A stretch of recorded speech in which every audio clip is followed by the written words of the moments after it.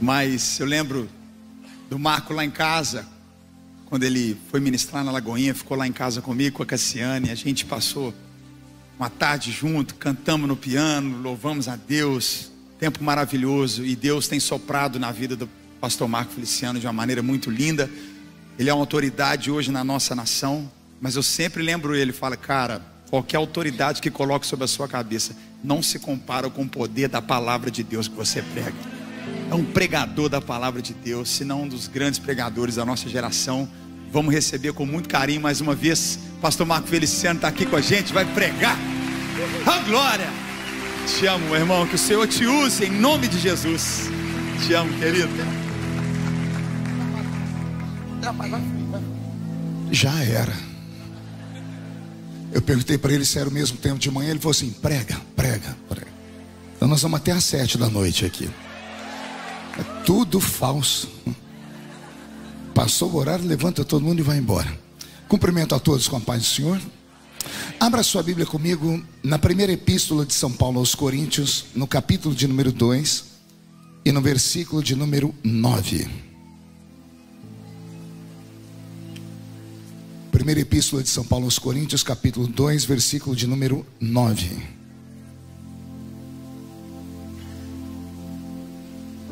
O tema da mensagem: resgatando a unção.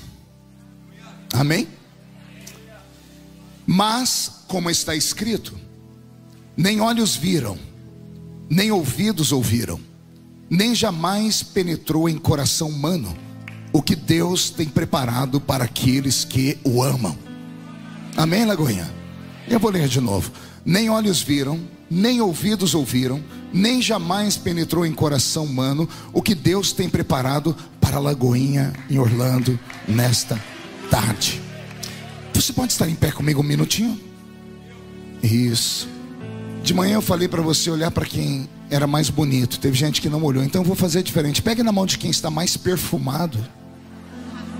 Isso, perfumado deve ter alguém. Agora aperte a mão da criatura com carinho até ela falar aleluia. Pentecostal que não faz barulho. Está com defeito de fabricação, não é? Vamos orar? Pai, mais uma vez nós te exaltamos e entendemos que dentro de alguns minutos, e esta linda igreja mais uma vez ficará pequena para o tamanho da glória que o Senhor vai mandar do alto dos céus. Os que vieram tristes começarão a saltar de alegria. Os que vieram se arrastando não voltam para casa se arrastando. Hoje voltarão voando nas asas de um novo tempo. E antes que eu comece a revelar os seus oráculos, cerque esta igreja com a sua presença. E num raio de 5 quilômetros, onde houver um demônio alojado, eu dou a esses demônios segundos para sumirem de Orlando, porque se não sumirem, serão queimados pelo poder da sua glória que aqui será derramada. Rasgue o céu sobre nós. Manda anjos de fogo descerem aqui. Que estes anjos desçam trazendo brasas de fogo nas mãos. Comecem a esparramar estas brasas entre nós. E onde houver um crente cheio do Espírito Santo, pega ele nesta tarde, Jesus, e fala conosco, e fica conosco. É o que eu te peço agora e sempre. E toda a igreja diz. Os que podem, tomem seu assento aplaudindo a Jesus, porque Ele é bom, porque Ele é maravilhoso. Pela manhã tivemos um culto onde o Senhor se manifestou com um batismo de quebrantamento. E agora à tarde teremos um culto onde Jesus vai se manifestar com um batismo de fogo. Veio algum pentecostal para a reunião aqui? Agora eu vou pregar mais empolgado do que de manhã. Pergunte por quê? A minha família toda está aqui. Minha esposa, minhas filhas, meu genro, minha neta, meus amigos. Fiquem de pé. Pastor André pediu. Agora, isso, não sei se põe até a cara deles por aí. Depois vocês enxergam, né? Tem duas que estão solteiras ainda, né? Jesus faz a obra, né? Tá. Minha esposa Edileuza, Karen, Kathleen, Camille, Aurorinha, minha neta, Gustavo, meu genro, e a Sarinha, que é filha do Roberto Marinho, que está conosco aqui. Isso aqui está o apoio. Aqui está meu alicerce. Aqui está tudo que eu sou e tudo que eu represento. Amo vocês, obrigado por tudo. Amém. Meus amigos, Duda Lisboa, que é aqui de Orlando, Armando E o Roberto Marinho, que trabalhou com o pastor Benny Hinn, não sei se você sabia, André, ele era musicista do Benny Hinn aqui na América. Aí ele foi para o Brasil trabalhar com o pastor Benny Ruim, né? Que sou eu. Pois bem, vamos ao que nos interessa. Roberto, mude a música para mim. O texto que eu li é um daqueles textos que quando a gente lê, a gente não esquece mais. O apóstolo São Paulo é o apóstolo das letras. É o homem a quem o Senhor devotou aquilo que nós conhecemos hoje como igreja cristã pura. É Paulo quem separa o judaísmo do cristianismo. É ele quem depura o cristianismo e nos dá hoje a visão de igreja como temos. O apóstolo Paulo é de longe o maior intelectual do Novo Testamento, deixando, é claro, só o nosso Senhor no topo, porque o nosso Senhor é a sabedoria encarnada.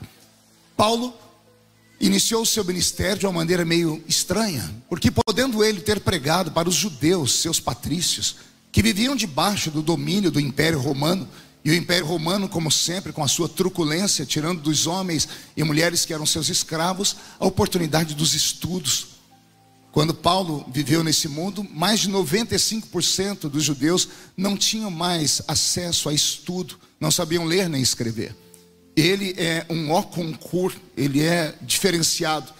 Paulo vem da aristocracia judaica. Paulo vinha de uma família diferenciada.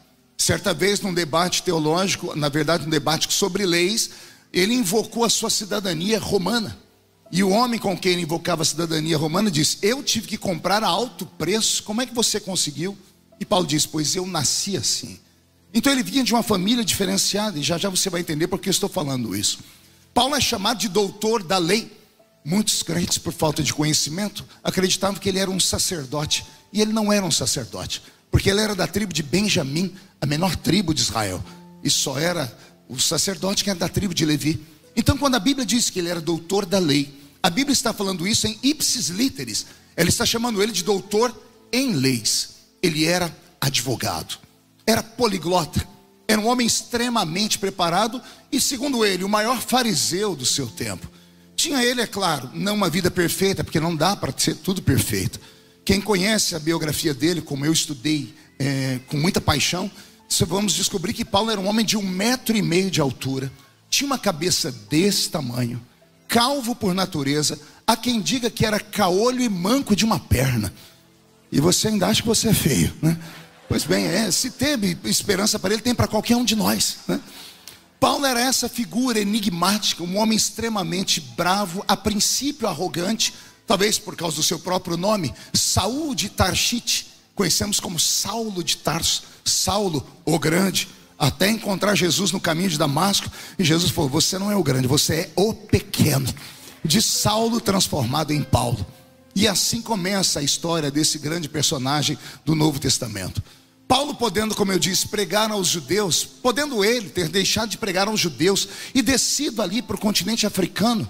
Quem conhece um pouquinho de geografia sabe que Israel faz divisa com o continente africano, ali, exatamente ali no Egito. O Egito é o primeiro país africano. Na cidadezinha de Tebas ali já temos a divisa dos continentes. Por que isso? Porque sempre o continente africano precisou de ajuda. E se ele quisesse construir um ministério extremamente potente, gigante, bastaria descer para a África e anunciar o evangelho às pessoas mais necessitadas. Poderia ele ter pregado para os judeus, mas não, esse nanico não era normal. Ele resolveu pregar para os gregos. Diga comigo, gregos. Não, mais uma vez, os gregos. Você se lembra de alguma coisa da Grécia, quando estudava na 5ª, 6ª série? Esse povo que deu origem a boa parte do berço da civilização ocidental. O mundo ocidental, como conhecemos, ele está estabelecido em 3 pernas, um tripé, que seria o moral judaico-cristão, a filosofia dos gregos e o direito romano. Então os gregos deram para a nossa sociedade boa parte como nós a conhecemos, por isso a prosperidade. Os gregos nunca foram normais, eles sempre foram acima da média em todos os sentidos. O DNA dos gregos não era como o nosso. Imagine que até hoje, quando passa um homem muito bonito na rua, algumas mulheres ficam afoitas, dizem assim: lá vai um Deus? Por que Deus grego? Se você quer entender isso, digite no Google deuses da Grécia e você vai encontrar Zeus, o deus dos deuses segundo a mitologia deles. Pense num camarada bonitão, queixo quadrado, aquela cara máscula, um peito desse tamanho e uma barriga de tanquinho igual a do André Valadão, né? Bem torneada, trabalhada assim. Segura ele um raio nas mãos e deixa a roupa aberta, a propósito, para mostrar a sua sensualidade. Esse é o líder dos deuses da Grécia, do panteão grego. Ele tem mais 2 irmãos, Hades e Poseidon. Hades é o rei dos mortos, esse não tem beleza. A figura dele é uma caveira envolta num manto e segurando aqui uma foice. E Poseidon é mais ou menos o pai da pequena sereia, que na Disney vocês estão acostumados, né? Um homem barba branca, segurando um tridente na mão, né? Não sei se tinha cauda como um peixe, como deus Dagon da Fenícia. Bom, era mais ou menos assim.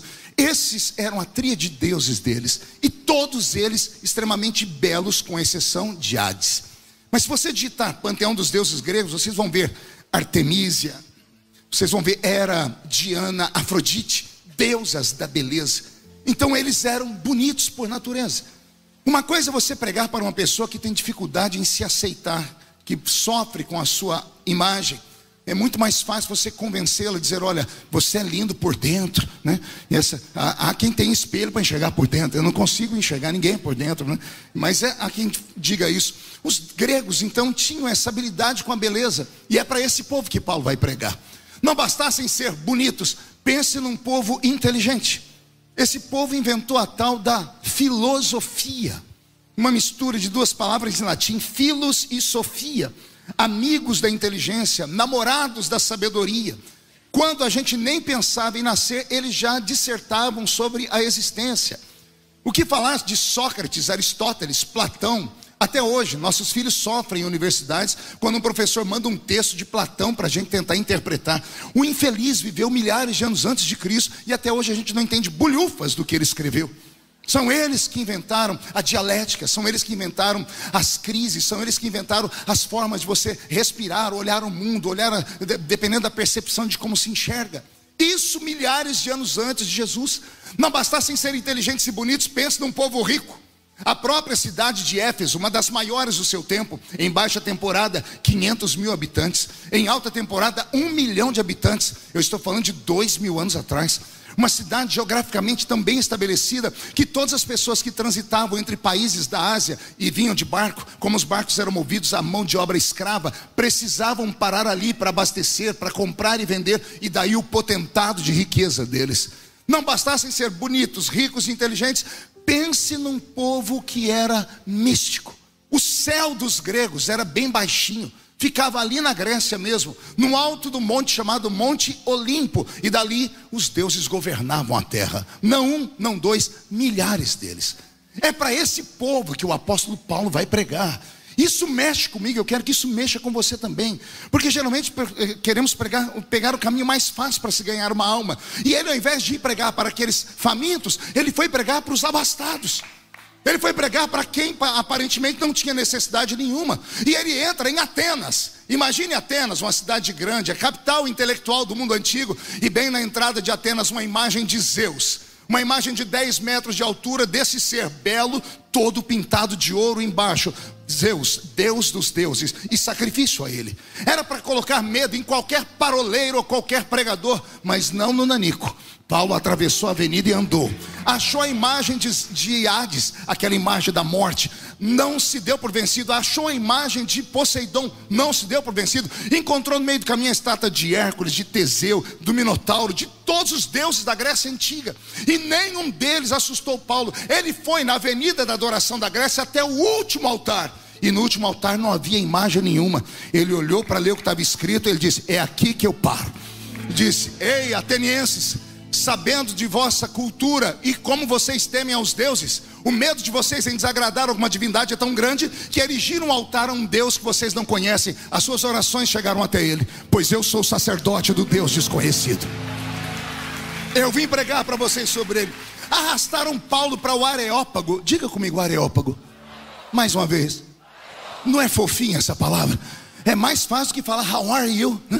Areópago. É nesse lugar que Paulo vai desenvolver o início do ministério dele na Grécia. Imagine um lugar onde os gregos criaram a propósito, só para quem tinha uma ideia nova para contar. Qualquer um que tinha qualquer ideia nova, uma filosofia, um pensamento, podia subir ali e contar. Os gregos inventam a democracia, ou seja, direito das pessoas falarem. e lá estava em andamento. É claro que você tinha que arcar com as consequências depois, ou tomar tomatada no rosto, ou ser linchado, até mesmo apedrejado, mas eles te davam o direito de falar. E sobe Paulo para pregar. Eu quero que você imagine o choque de cultura. Aqui sentado, só beldades, só gente linda, uma mistura, homens parecendo Arnold Schwarzenegger com Leonardo DiCaprio, mulheres parecendo Naomi Campbell com Gisele Bündchen, só gente linda. E aqui subindo no púlpito, o nosso Paulo, 1,5 m de altura, cabeça desse tamanho, calvo, caolho e manco de uma perna. Quando ele subiu, eu imagino as pessoas olhando para ele, procurando uma madeira. Pergunte para quê? Só falo se todo mundo perguntar. Para bater, isola. Eu imagino a mãe falando para a outra: tá vendo, filha? A mãe dele não deu sacrifício à deusa, nasceu desse jeito, porque eles eram dados à aparência. E Paulo, sabendo disso, ao invés de vomitar religião sobre eles, não é que o nanico começou a dissertar no pensamento deles, começou ele a falar sobre os epicureus, começou a falar sobre os estoicos, ganhou as mulheres pela filosofia dos epicureus, que falava sobre beleza interna e externa, ganhou os homens pela filosofia dos estoicos, que pensavam na vida e vida após vida. E depois de sossegar o coração deles, e todos estão olhando para ele, ele entra com o seu evangelho. Ele fisgou os peixes grandes, graúdos, e deu Cristo para eles. De que forma? Dizendo a eles: o meu Deus é maior do que todos os deuses da Grécia.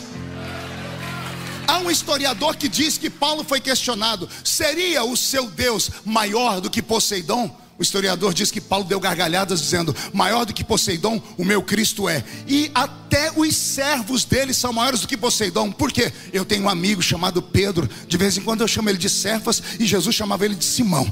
Esse Pedro um dia viu Yeshua pisando em cima do reinado de Poseidon, andando em cima das águas. E esse Pedro falou: se és tu, me mande ter contigo. O Pedro, meu amigo Pedro da Silva Sauro, pisou em cima de Poseidon. Se Pedro pisou, Yeshua é maior do que Poseidon. Questionaram ele: então seria o seu Yeshua maior do que Hades? E Paulo, diz o historiador, que deu uma gargalhada dizendo: é claro que é. Eu estava pregando aqui em uma cidade próxima de vocês, e como eu sou pequenino, colocaram um tambor para eu subir. Enquanto eu pregava, lá na porta, quem tentou assistir a minha reunião? Hades. E Hades fazia assim.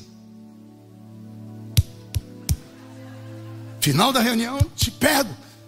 E eu olhei para ele, a princípio quis ficar com medo, aquela cara de caveira, aquele capuz negro, mas eu olhei para ele, estava faltando uma coisa nele. E então eu perguntei: Hades, Hades, onde está o teu aguilhão, Hades?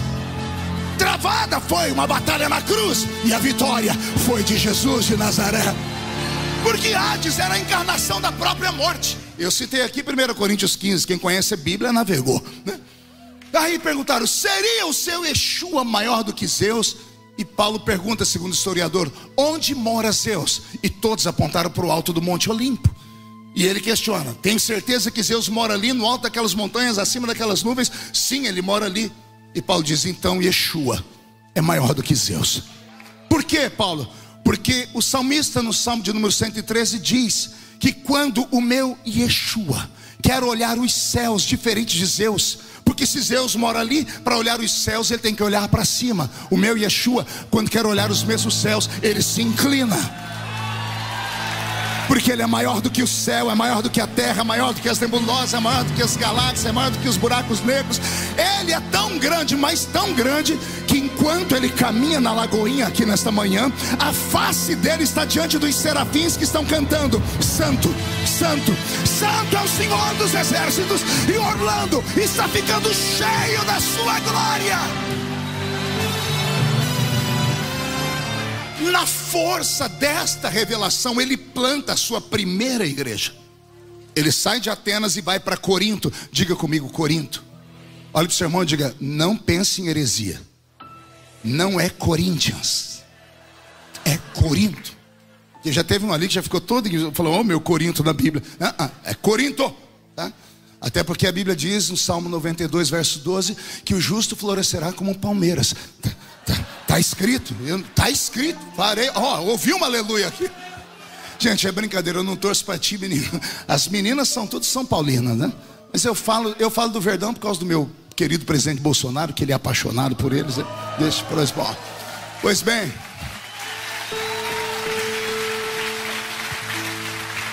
Paulo vai para Corinto e Paulo planta a igreja mais poderosa da história. Eu vou repetir.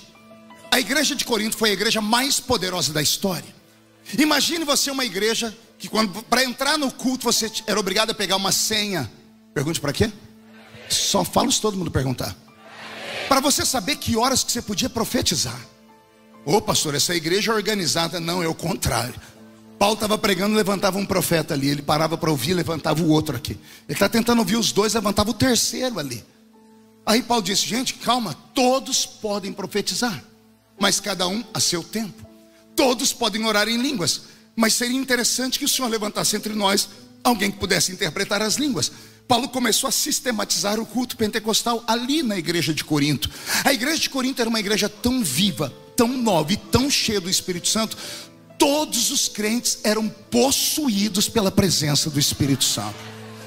Não dá assim para explicar em palavras, então eu vou transformar aqui num teatro. Imagine que você não está mais em Orlando, só por alguns minutos. Você está em Corinto agora. Então respire fundo, murche a barriga, estufe o peito e tome cuidado. Quer perguntar por quê? Esse crente da esquerda é profeta. O da direita interpreta línguas. O que está atrás tem os dons de curar os enfermos. O que está na sua frente tem a palavra da sabedoria na ponta dos lábios. Aquela turma daquele canto ali, eles têm o dom de discernir os espíritos. A turma do outro canto aqui tem o dom da operação de maravilhas. Aquela turma lá de trás enxerga aquilo que os olhos ainda não viram. A igreja de Corinto era tomada por uma aura, uma dimensão de mundos como nunca antes se viu. A terra e o céu se misturavam dentro dela. O apóstolo São Paulo, como eu disse aos irmãos, recebeu coisas que os outros não receberam. A igreja de Corinto tinha coisas que a igreja de Jerusalém não tinha. A igreja de Jerusalém tinha a cura pela imposição de mãos. A igreja de Jerusalém tinha o batismo com o Espírito Santo. A igreja de Jerusalém tinha a interpretação de línguas, porque isso eles receberam em Pentecoste, Atos capítulo 2. Mas o que Deus deu para a igreja de Corinto não deu para a igreja de Jerusalém.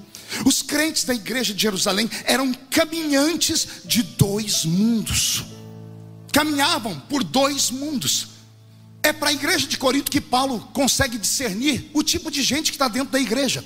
Paulo diz, pregando para vocês, eu descobri que existem três tipos de seres humanos aqui: o homem natural, o homem carnal e o homem espiritual. E Paulo, falando sobre o espiritual, ele diz, o espiritual discerne tudo. Paulo estava falando que enquanto ele pregava, uns davam glória a Deus, outros dormiam e outros queriam ir embora do culto. Por quê? Cada um dentro da sua esfera. Um era normal, o normal não entende o nosso culto. O outro era carnal, o carnal pensa que é, mas não é. Mas tinha os espirituais. E os espirituais eram sensitivos. Não sei se essa palavra te incomoda, mas eu vou apelar para ela. A nossa fé é uma fé carismática. A nossa fé é uma fé sobre-humana.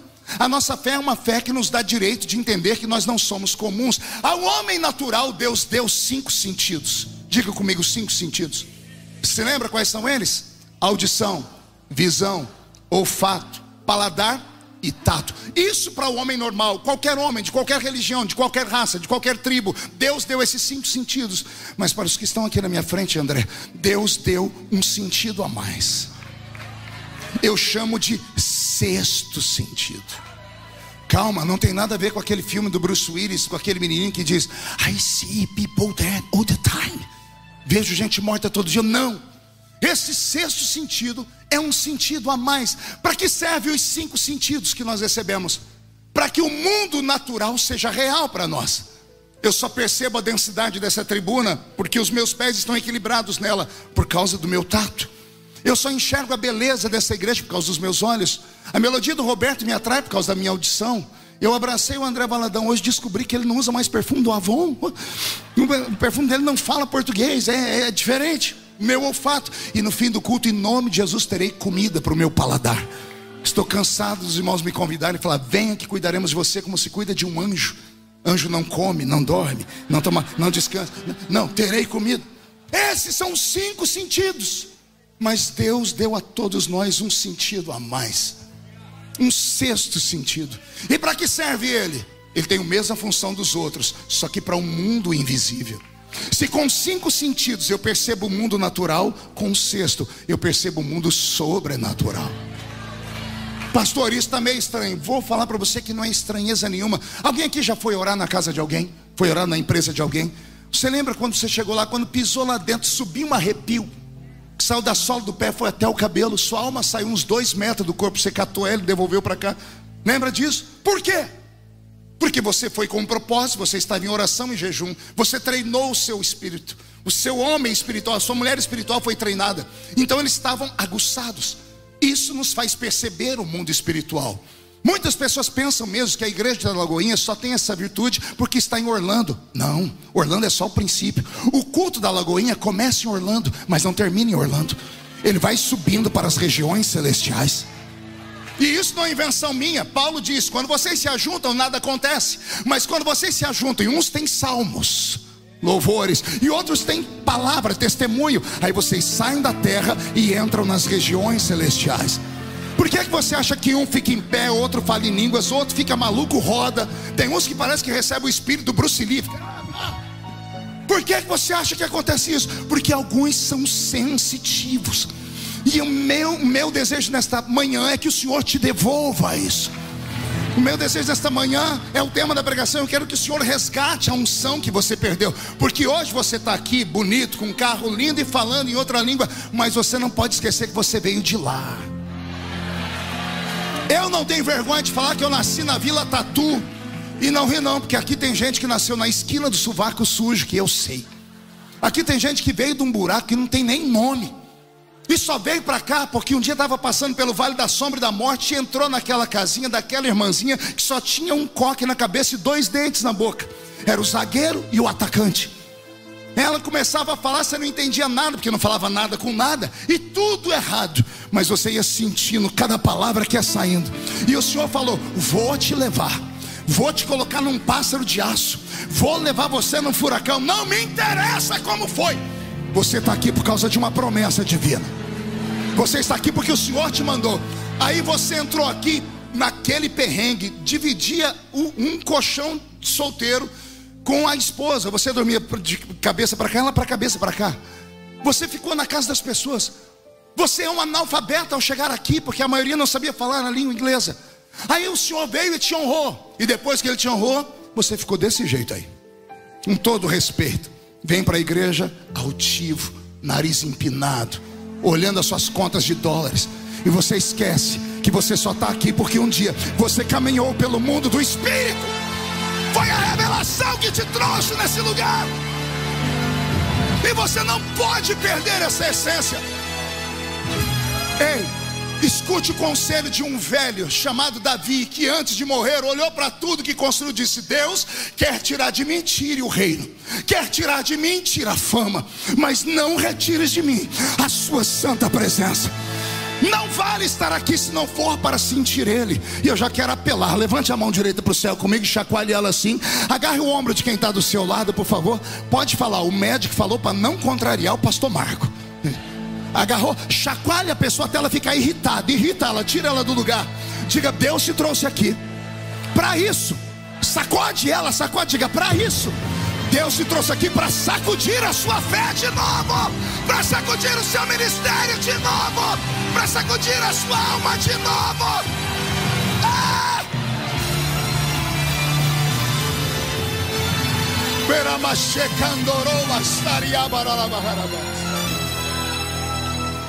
A igreja de Corinto foi alavancada com os dons. Mais tarde, Paulo vai escrever 2 cartas, a primeira carta e a segunda. A primeira carta de São Paulo aos Coríntios foi escrita 20 anos depois que a igreja estava fundada. A segunda carta, 9 meses depois da primeira. Então as cartas da igreja aos Coríntios eram cartas de memória. Diga comigo: memória. Era para rememorar, era para resgatar. Agora, por que foi escrita a carta? Pergunte a mim por quê. Paulo estava em uma embarcação em uma de suas viagens missionárias e se aproximou dele um rapaz, dizendo que era membro da igreja de Corinto e que lembrava do velho Paulo quando ele era criança. Paulo pregando e ele criança no meio dos bancos. E agora que ele reconhece o velho apóstolo, ele vai e se apresenta e diz: eu sou da igreja de Corinto. Imagina a alegria de Paulo. Imagine você rememorar, lembrar de um irmão, de uma igreja por onde você passou. E a tradição diz que Paulo olhou para o rapaz e disse: como está a igreja de Corinto? E o rapaz, sem pestanejar, disse: está uma bênção. Nós construímos muitas congregações, nós estamos cuidando dos órfãos, das viúvas. E o velho apóstolo não se empolga. Ele pergunta ao rapaz: você não entendeu? Eu perguntei como está a igreja de Corinto. E o rapaz, meio titubeando, pensa e diz assim: agora eu entendi. Olha, a igreja, ela entrou em várias esferas. Agora nós temos esferas na política, nós temos espaços, nós temos hospitais, nós temos, se fosse no Brasil seriam UPAs. Estamos cuidando, fazendo um trabalho social. E Paulo diz: isso é importante, mas não foi a minha pergunta. Mude a música, Beto. A minha pergunta é: como está a igreja de Corinto? Já naquela época, as pessoas confundiam organismo com organização. O que nós às vezes chamamos de igreja não é apenas uma associação ou uma agremiação religiosa. O que é igreja de verdade é muito mais profundo. André, quando eu fui registrar a minha igreja, que eu sou pastor, né? Fui registrar a minha igreja, eu cheguei tão feliz, eu saí abatido do cartório. Cidade pequena, meu amigo cartorário falou: o que o senhor vai fazer? Escrivão, melhor dizendo. Eu vim aqui registrar a minha igreja. Ele disse: pois não, vamos lá. Ele perguntou o nome da igreja, eu disse: Igreja Evangélica Assembleia de Deus, Catedral do Avivamento. E ele: muito bonito, endereço não? Aí ele falou assim para mim: quem é o dono da igreja? Eu disse: Jesus de Nazaré. E ele falou: qual é o RG dele? Eu falei: não sei. E o CPF? Eu disse: também não sei. Tem CNPJ? Eu disse: dele não. Foi: então não tem como registrar a sua igreja. Eu falei: por quê? Porque alguém tem que ser dono, alguém tem que responder por ela, alguém tem que falar diante da justiça. O Estado dá à igreja direitos e deveres. Se cair o teto e machucar alguém, quem é que o Estado vai processar? A igreja tem que ter um dono. E eu, com muita ressalva, disse: pode botar meu nome aí, Marco Feliciano. Eu saí de lá com o registro na mão. Eu falei: Jesus, me perdoa, a igreja é sua, mas está o meu nome. O senhor disse: fica tranquilo, meu filho. Eu falei: por quê? Porque essa aí não é minha, essa aí é sua. Eu falei: como assim? Uai, o prédio foi você que comprou, o terreno é seu, você que construiu, você comprou os bancos, é tudo seu. A minha eu comprei com outro valor.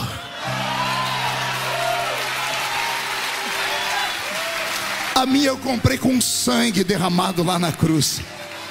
Aí o senhor falou para mim: você às vezes briga por causa da sua igreja, né? Por causa da denominação. Você é capaz de matar. Alguns crentes são capazes de morrer pela nomenclatura da igreja. Mas assim, mas tem gente que consegue desfazer da igreja de verdade. Porque a igreja de verdade, ela chama Maria, José, Antônio, Marco, André, Karen, Kathleen, Camila, Edileuza. Esse é o nome da verdadeira igreja. E às vezes passamos por uma igreja que está passando por violência, tribulação, e ignoramos essa igreja. Quando o Senhor me falou isso, eu compreendi. E compreendi o que Paulo estava perguntando. E aí o rapaz abre o verbo, e o que ele falou para Paulo deixou Paulo apavorado. Você promete que não vai escandalizar? Basta ler o capítulo 5 da primeira carta de Paulo aos Coríntios.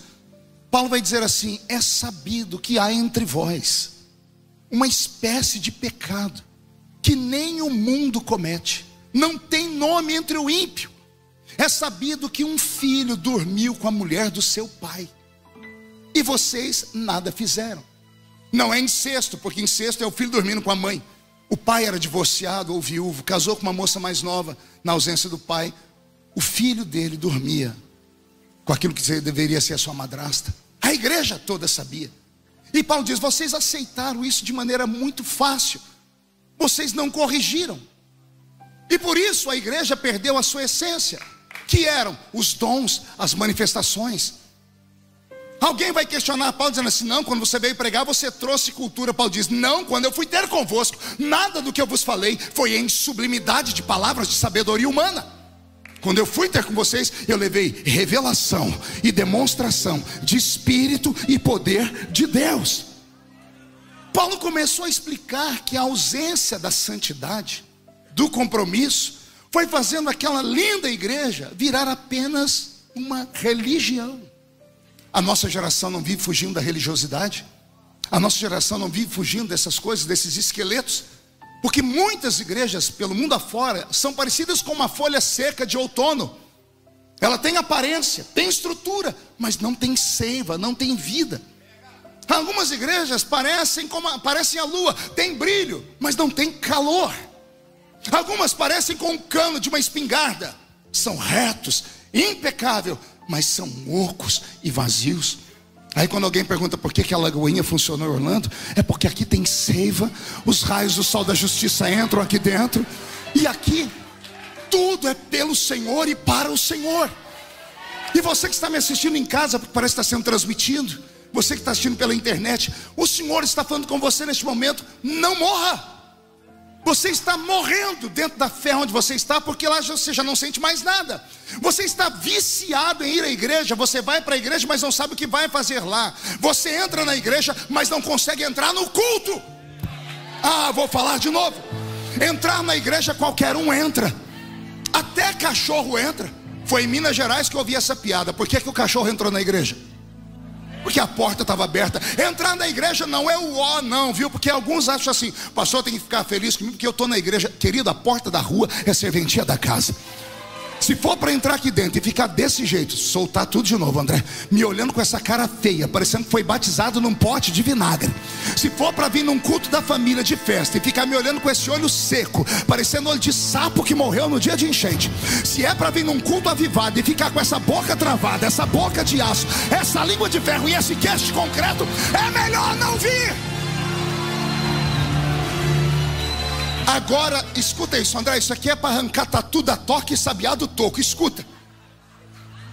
Tem gente que acha que o poder do Pentecoste é só para pobre, é só para gente ignorante.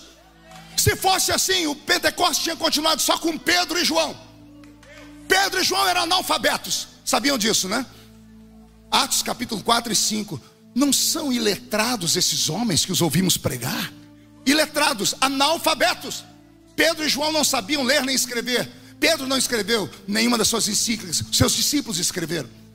João escreveu porque quando ele estava com 90 anos de idade, na ilha de Patmos, Jesus deu uma ordem: tudo que você vê, escreve num livro. Foi obrigado a sair da ilha de Patmos com 90 anos, ir para Éfeso, aprender a ler e escrever, ser alfabetizado para deixar para nós o Evangelho, o Apocalipse e as suas cartas.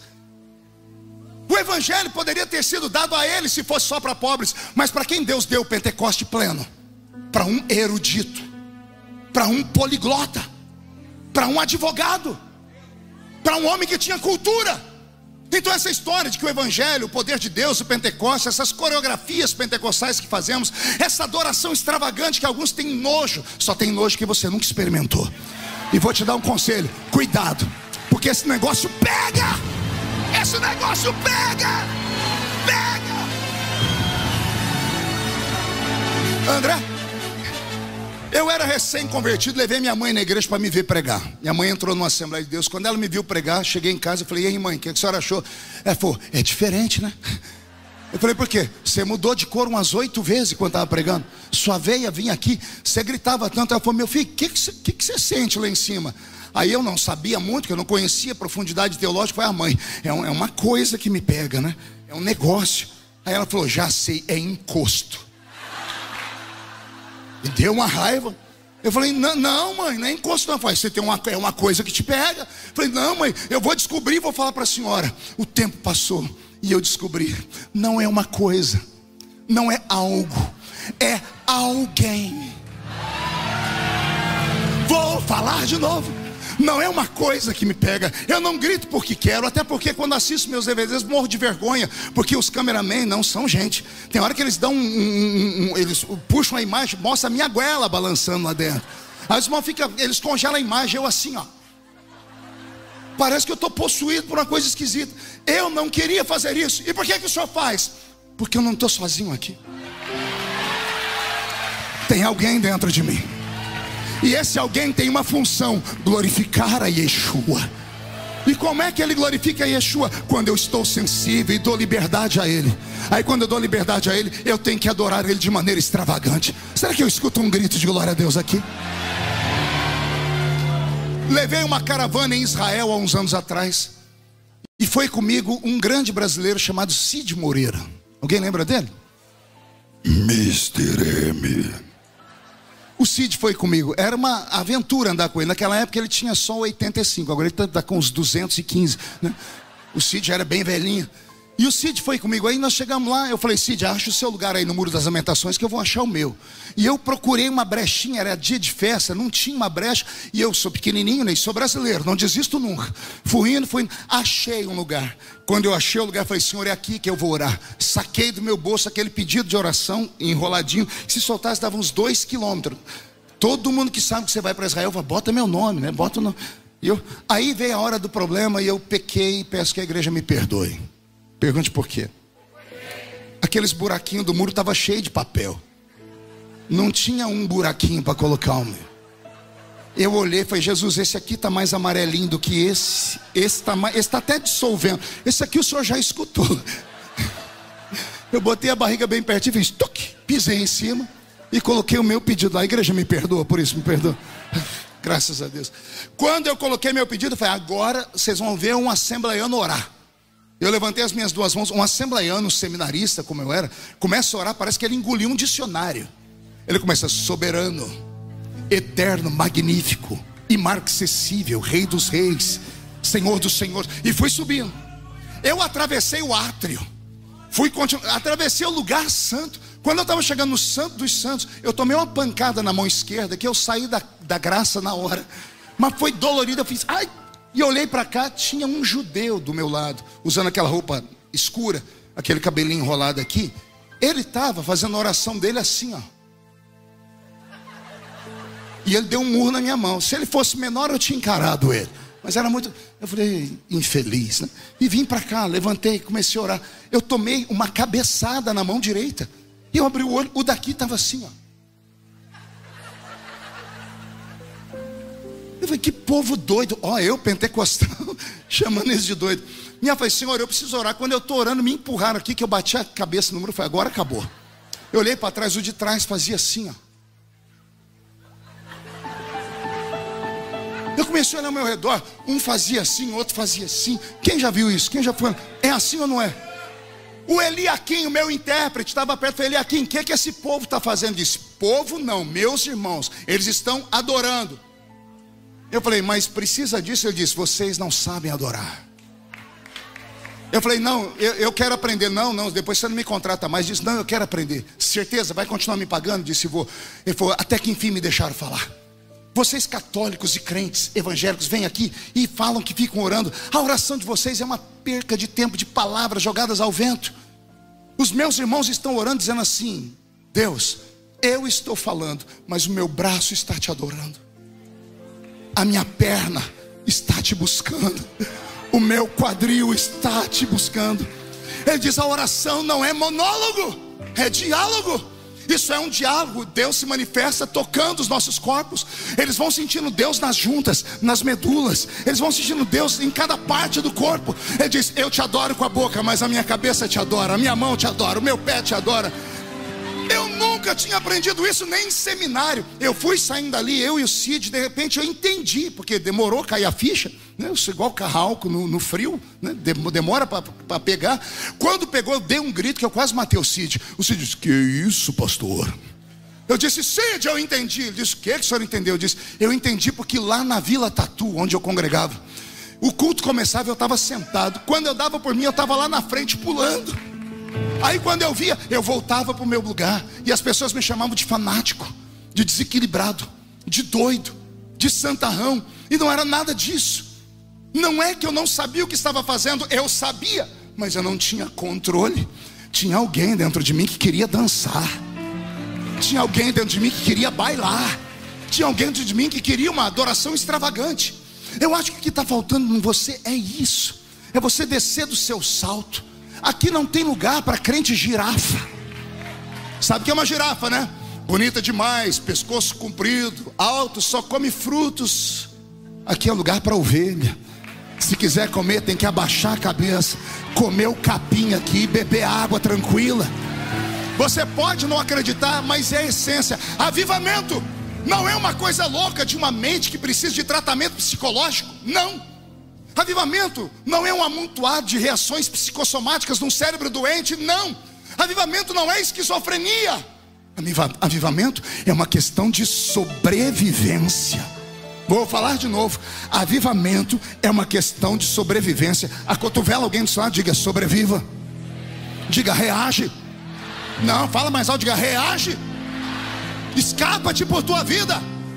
Sai dessa caverna, Elias, vem com a gente. Vem adorar. Se houve algum momento da vida em que você entristeceu o Espírito Santo, que nesta manhã, no início dessa tarde, você refaça as pazes com Ele. Quando Paulo escreveu essa carta, a igreja de Corinto havia tombado. Foi para a igreja de Corinto que Paulo escreveu algumas chaves que nós, pastores, temos dificuldade em pregar. Não extingais o Espírito. No capítulo 13, Armando, Paulo vai falar assim, olha, cuidado, porque havendo profecias, serão aniquiladas. Havendo línguas, cessarão. É possível haver um esfriamento. É possível você ter começado diante do Senhor e terminado como esse crente que você está, formalista. Você não precisa ser formalista e também não pode ser fanático. Há que encontrar um meio termo, um ponto de equilíbrio. É crescer na graça e no conhecimento. O conhecimento você adquire estudando. A graça, joelhinho dobrado, orando e jejuando. Dá para você ser um crente moderno sem ser mundano. Dá para você ser um crente para frente sem deixar Jesus para trás. Dá para você ser um obreiro, ser um empresário da igreja da Lagoinha, andar com seus carrões, falar até com Joe Biden. E mesmo assim, quando entrar numa oração com meia dúzia de canela de fogo, se entregar na presença do Eterno. Eu não me envergonho do Evangelho de Cristo, porque ele é o poder de Deus para a salvação daquele que nele crê. Eu queria só saber, tem algum canela de fogo aqui? Então agora não dá um grito não, dá um berro de glória a Deus, por favor.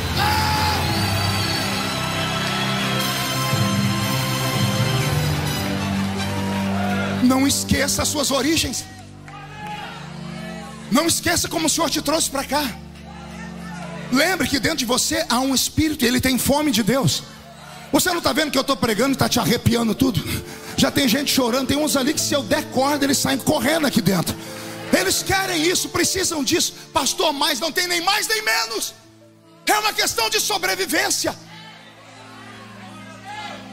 Eu fui em Barretos, no Hospital das Clínicas, o maior centro de oncologia do mundo. Fui como político, levei para lá umas emendas e o diretor me chamou, um dos diretores. Eu entrei lá dentro e aquele lugar tem cheiro de morte. Imagina um lugar onde de cada 10 pessoas, as 10 estão condenadas à morte. Ali. Eu passei mal. Aí o diretor falou, olha, eu quero mostrar para o senhor só um tratamento paliativo que nós estamos usando aqui. É uma coisa nova, nós estamos ainda em teste. Eu falei, e está funcionando? Ele disse, está. Então vem comigo. Ele me levou na ala pediátrica. Aí eu queria morrer. Tinha um corredor e 2 portas, André, uma esquerda e a direita. A da esquerda tinha aquela velha foto da enfermeira fazendo assim. Silêncio, é o normal de todo hospital. Ele abriu essa porta e entrou. Nós entramos numa sala que eu só chorava. Criancinhas carequinhas, fazendo tratamento de químio, radioterapia, algumas tomando soro. Era uma sala comum do hospital, tudo branco com prata. E aquelas criancinhas aguardando a morte. O médico entrou com um estetoscópio, vendo o coraçãozinho delas. Eu fui passando mal. Disse, doutor, me tira daqui. A gente que tem filhos, você se espelha. Aí eu saí dali e disse, pastor, eu vou lhe mostrar agora o tratamento paliativo, tá? Eu falei, de novo, ele disse, não, nessa eu acho que o senhor vai gostar. Então tá bom. Ele, na porta de frente, não tinha a foto da enfermeira. E ele falou assim, ó, o senhor só não se escandalize, tá? Ele enfiou a mão no bolso e tirou o nariz de palhaço. Ele botou o nariz de palhaço. Quando eu olhei para a cara dele, eu queria rir, mas não podia, que ele falou para não escandalizar. Ele abriu a porta e se jogou no chão. Eu fui tentar ajudar, que eu achei que ele tinha tropeçado, mas ele fez de propósito. Ele caiu, e quando eu fui pegar, ele saiu rolando. Quando eu falei, que esse homem é maluco. Quando eu olhei para frente, as enfermeiras pegaram debaixo das camas zabumba, prato, corneta. As criancinhas foram ficando em cima dos berços de pé, mesmo tomando aqueles tratamentos de soro, pulando, começaram a gritar. Eu olhei, não era branco, era tudo colorido. Uma algazarra. E eu vi aquelas criancinhas sorrindo. Todas elas pareciam com as outras do outro quarto. Todos estavam com a aparência da morte, carequinhas, olho fundo. Mas essas estavam sorrindo. Depois de 10 minutos ali, eu nem vi a hora passar, porque eu brinquei com as crianças também. Saímos, o médico tirou o nariz e falou: o que o senhor achou? Foi o quê? Ué, do nosso tratamento paliativo. Foi qual? Alegria, grito, pulo. Eu falei: doutor, me explica, deu um nó aqui. Ele falou: pastor, não se assuste, mas todo ser humano tem pelo menos uma célula cancerígena no seu corpo. São trilhões de células. Algumas não se manifestam por causa do estilo de vida que a pessoa leva. Mas se a pessoa entrar por um caminho de depressão, se a pessoa entrar por um caminho de não se aceitar, se ela começar a ter medo da existência da vida, essa célula morta recebe uma mensagem do cérebro dela: a morte está se aproximando, e ela começa a se agigantar. Quando essa célula morta encontra outras células gritando: nós queremos viver, ela recua. É automático, o corpo se revolta contra ela e ela recua. Por que você acha que existe tanta cura de canceroso no meio da igreja? Quantos testemunhos você já ouviu? Qual é o segredo? A maioria das igrejas que tem curas de cancerosos são igrejas barulhentas. É sério. Onde tem milagre? Igreja de gente doida, gente que pula com o pé só, planta bananeira, se joga debaixo do banco. Por quê? Isso é no mínimo um tratamento. Por isso eu repito, avivamento não é uma coisa de mente louca, é uma questão de sobrevivência. Quem sabe nessa tarde Jesus não te trouxe aqui para tirar você do eixo, fazer você sair da sua zona de conforto, para você voltar pelo menos a se lembrar de onde você veio. Porque foi aquela alegria, aquela expansão, aquelas profecias que te colocaram nesse lugar de honra nesta tarde. Precisamos resgatar esta unção, e eu tenho certeza que ela começa a ser devolvida para você hoje. Esse ano será um ano de tanto poder de Deus sobre a sua vida, que vão te chamar de louco, desequilibrado, fanático e santarrão. E cada vez que te darem uma palavra, você diz: então eu estou no caminho certo, eu cheguei onde Deus queria que eu estivesse. A Lagoinha vai fazer um trabalho tão lindo ao redor do mundo, porque os seus missionários serão tomados por esta unção. A unção que cura, que liberta e que traz alegria. Se tem alguém batizado com o Espírito Santo aqui, onde está a língua estranha que está dentro de você? Olha só, Jesus te batizou e você não fala em línguas. Aí do seu lado tem alguém que queria falar em línguas e nunca falou. Então que Jesus dê a esse, para que esse comece a viver um tempo novo sobre a vida dele. Vamos resgatar esta unção perdida. Não me interessa onde você caiu, não me interessa o que o diabo fez. O que me interessa é que Deus está fazendo nesta tarde. O Senhor está com uma vassoura, o Espírito Santo está limpando o altar, está tirando a cinza antiga. Vai começar a derramar azeite sobre esse altar. Se tem algum pentecostal aqui, reage comigo.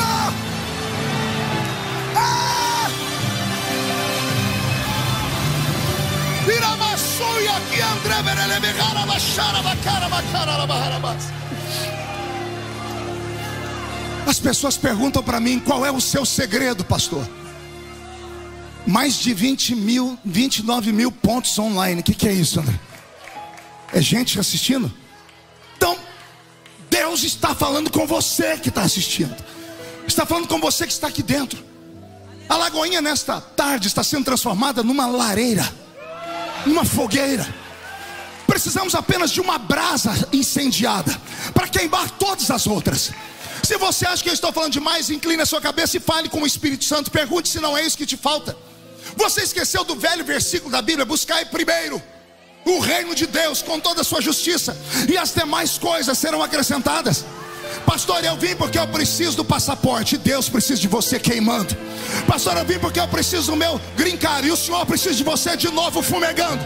Eu preciso e o Senhor também precisa. Dê a Ele o que Ele precisa, e Ele te dará o que você precisa. Reage, se incendeia.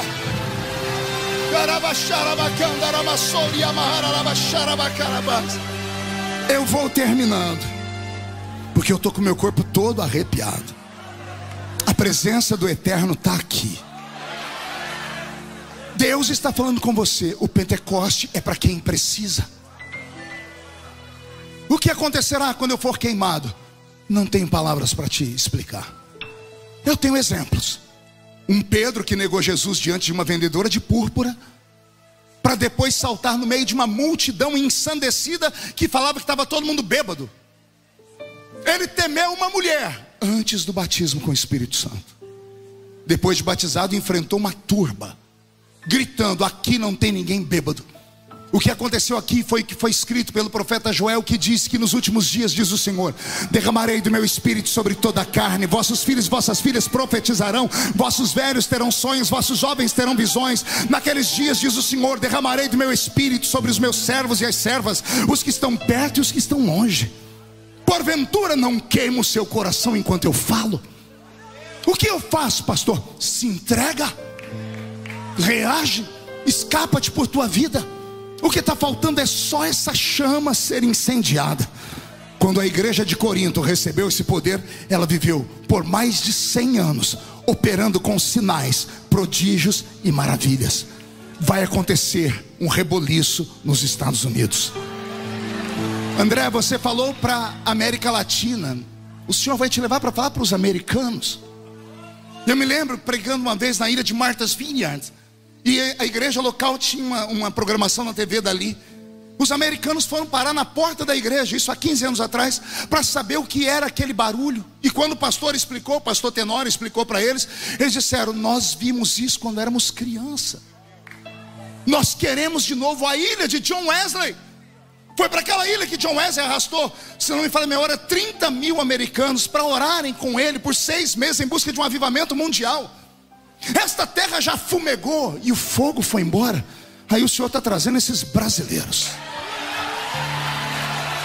Nas suas veias corre o sangue de todas as nações do mundo. Brasileiro não é puro, brasileiro tem índio, americano, afrodescendente, tem europeu. Por quê? Porque o Senhor tem uma esperança conosco. Deus te trouxe aqui para te incendiar. Depois que Ele te incendiar, Ele vai te usar. E quando Ele começar a te usar, não vai sobrar Zé Pilintra, Zé Pilantra, Chucaveira, Tranca-Rua, Preto Velho, obra de feitiçaria, movimento que seja, partido político que seja. Nada paralisa uma igreja tomada pelo Espírito Santo. Nada. Eu encerro de verdade. Paulo termina dizendo à igreja de Corinto: eu sei que os tempos mudam, eu sei que as coisas se modernizam, eu sei que muitos de vocês não têm mais aquele fogo nem aqueles dons, mas há entre vós um remanescente. E para esses remanescentes, assim diz o Senhor em uma outra linguagem da Bíblia: aquilo que os olhos não viram, aquilo que os ouvidos não ouviram, aquilo que não subiu ao coração do homem, é o que Deus tem reservado para esses remanescentes. Se tem alguém que acredita que o poder de Deus existe, fique de pé comigo, por favor.